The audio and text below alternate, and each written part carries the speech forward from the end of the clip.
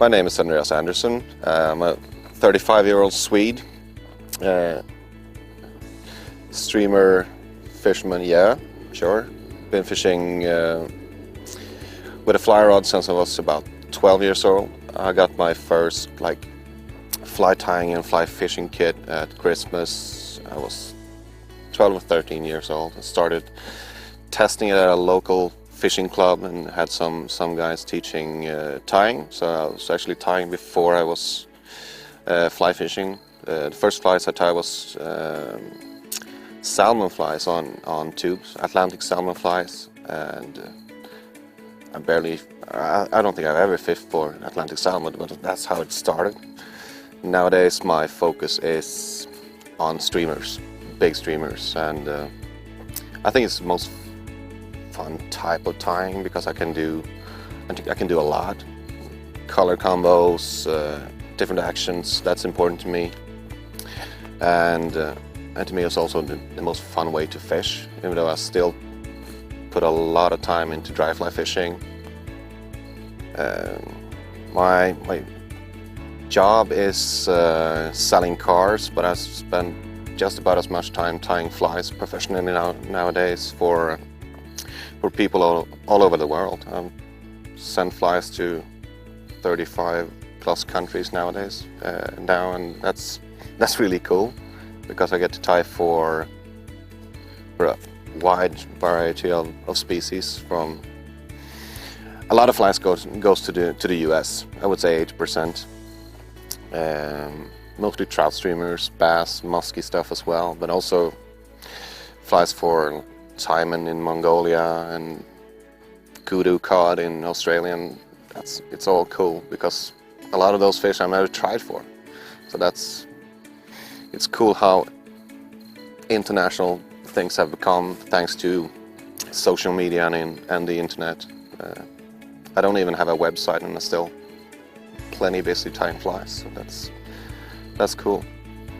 Other than that, I am a father of three kids, 2 boys and a girl, and the oldest has started trying to fly fish. Both he, who is 9, and the 3-year-old are still mostly into worm and bobber, and they love it. So I love to take them out. I live in a town just north of the Swedish capital, Stockholm. It's called Uppsala, and got a beautiful wife that lets me go fly fishing a lot. So I'm very happy about that. Thanks, Cecilia. How did I get started in fly fishing? I got started in fishing in general very young, growing up with my granddad and on my father's side, and also my grandparents on my mother's side live very close to a lake, a good pike and perch fishing lake, which we later moved to. When they got old, we moved to that place, our family farm, I guess you could say, when I was 10 years old. So I had a 4-minute bike ride to the lake. So I would fish there a lot, worm and bobbers first, and then when I got some kind of control over my body, I was throwing rapalas and spinners and stuff like that to perch and pike, mostly pike. And I guess about age 12 or 13, me and some friends who were also into fishing in general was invited to the local fishing club to just see what it was about, because they wanted younger people coming in. And we got to try fly tying. About that same year, about 13 years or older, or 12, something like that, I nagged my parents quite a bit, coming up to Christmas for a fly rod and fly tying something, like a vise or something like that. I had tried at the club, so I got a small tying kit for Christmas that year, and I used all of it, and guess kept going. also during my teens I was very much into golf. I was competing, so that took a lot of my time as well, but I was still doing it. But the big change that really got me into a real fly fishing nut was something like 15 years ago, when my mom and dad bought a house in the south of the Swedish Norwegian mountain range in northern county Dalarna, it's called. That has some great grayling and great trout fishing. So I was fly fishing a ton there, mostly dry flies, and I still fish dry flies and some nymphs. I don't fish nymphs, but now, not a lot. It happens, but it's rare. And also some streamers, but back then it was like super small streamers. This was a big fly, and I mean my smallest flies now are bigger than this, so things change. Big streamers, yeah. I found out about it, I guess, to me it was first and foremost about pike, fishing for pike and growing the streamers I was making for trout then, which was really small. I found out that pike on a fly rod was silly fun, and I still enjoy it a ton. I was fishing the Baltic coast quite a lot during growing up. It's not far from where I lived, and my grandparents had a sailing boat, so I was going in them. So I knew about fishing the coast quite a bit. I grew up doing that, and that's where I started throwing really big bugs to pike, and had some success. So that's kind of got me trying to tie more different types of pike flies. So the flies got bigger that way, just trying to catch a bigger predator. And then later on I saw videos on YouTube a lot, like started seeing the articulated streamers from the Michigan guys, and also actually the fly fishing, the Ozark videos got me interested as well. Tying bigger flies started earlier than that, but starting doing tandems and articulations came pretty late for me. But I really like what you can do with the flies there. So pike got me started, and then I kind of saw the other stuff and tried it on my home trout waters. What haunts me? Lost fish, obviously, and since my tying and my fishing is so like it's one thing. It's also trying to achieve different stuff with my tying and getting that to work in fishing. Lost fish. Sure, yeah, if you lose a big fish, they're gonna haunt me for years at times, sure. But it's not only that, it's kind of a constant search for making stuff better. I'm not saying I made the best flies, or I'm definitely not the best fisherman. I mean, I try hard. I try to get better, and I know it's a constant failure. That sometimes I get it done, sometimes not, but probably the strike keeps me coming back. But it's not only that; it's the search. It's hunting for hunters. To me, it's a really cool thing, going after, I mean, the evil fish. So number one tip for a streamer fisherman, experienced or beginner. So streamer fishing, throwing the big stuff in Europe and Sweden is still relatively new. It's really blowing up now with the online scene and stuff like that.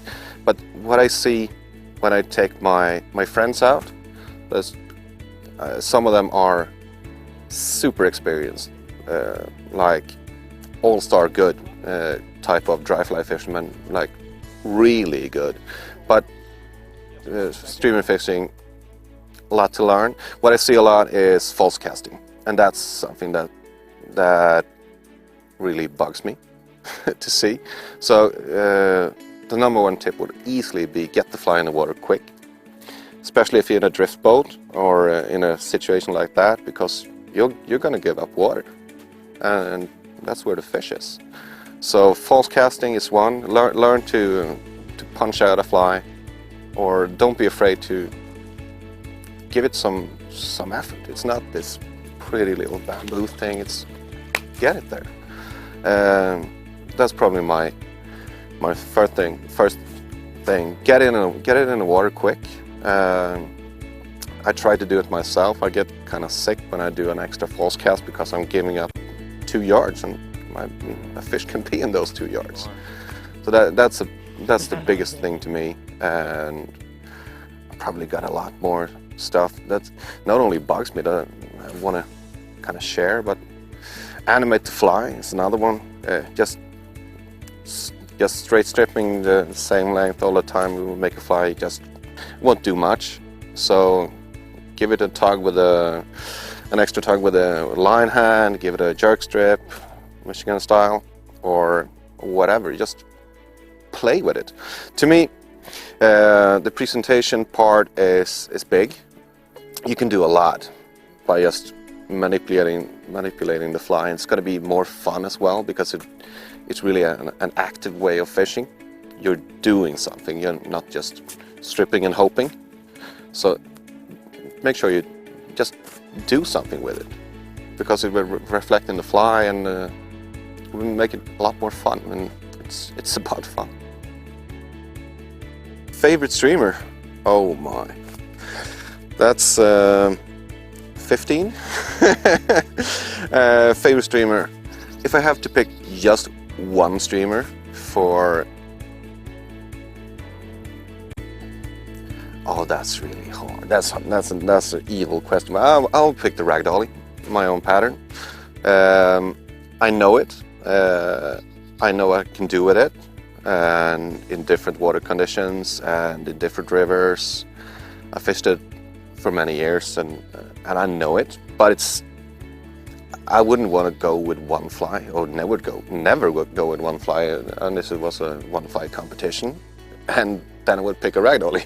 So it's simple like that. But I mean, I tie flies to get different actions.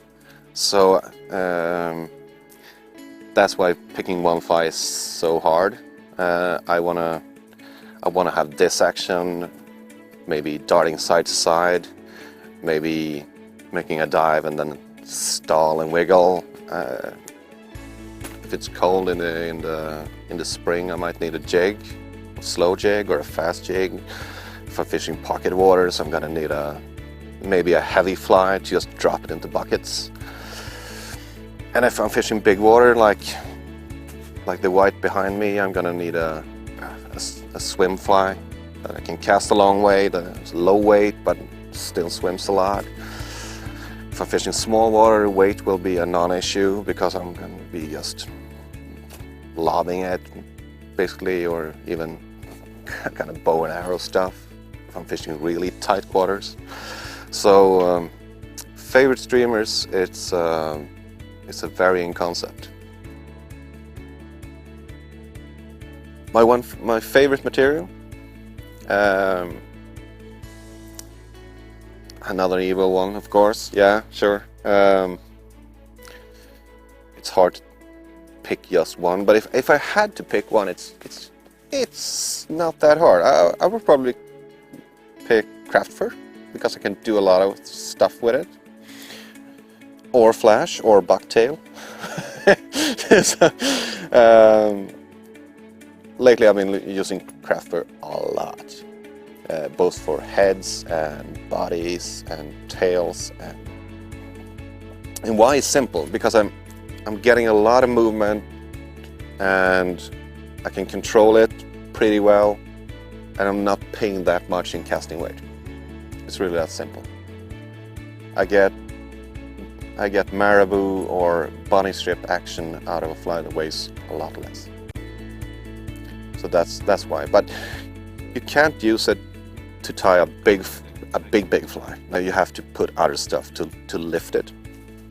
That's how I do a lot of my streamer designs. I'm using a stiffer material to lift a softer one. So it's all fake. I'm faking size because I don't want to cast big. I want to swim big. I want to fish big. I want something to look big in the water, but I don't want to cast something that's big.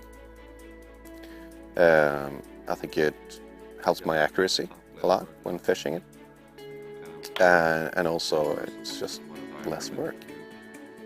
So yeah, if I have to pick one craft fur, where do I see this future of streamer fishing going? Where I'm from, you see a lot of stuff happening. A lot of people are waking up to the fact that big trout eat big stuff. That has been a non-knowledge for a long time for a lot of people. And there's still places where I go where I see, when I show my fly boxes, and you get, yeah, sure, you can fish a streamer, but it has to be this size. And it has to be at night, it has to be black. And I'm catching a ton of fish on chartreuse in 7-inch, 8-inch flies. So I think a lot of people in my part of the world is waking up to that and are adapting, and we're seeing some really cool stuff. Some people are really creative there, so I think that's cool. Stream fishing in general, we're seeing more stuff that is specific for what we do, the type of active modern streamer fishing that started in the, was it late 90s or in the 90s, maybe the 80s, and I think the Michigan guys deserve a lot of credit for that. Russ and Kelly and Lindsey Mann and all that, all those people. Probably some more that I don't know about. So that is growing, and we're getting stuff that is better suited for that. I think we're seeing stuff on the equipment side of it, and we're seeing stuff happening with tying materials. They're coming out a lot faster now. Good streamer materials, new streamer materials coming out that makes it easier.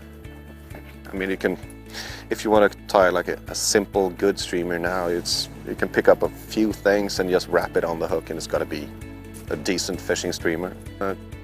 And that's cool, because it gets more people into it in an easier way than it was for me.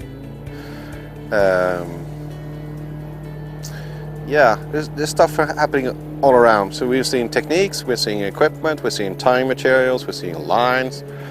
There's a lot of stuff happening. I'm not a great person at seeing what's coming. Maybe I'm a tiny part of what's coming. I hope so. I don't know. But I enjoy seeing what's happening, and I think this is just the beginning.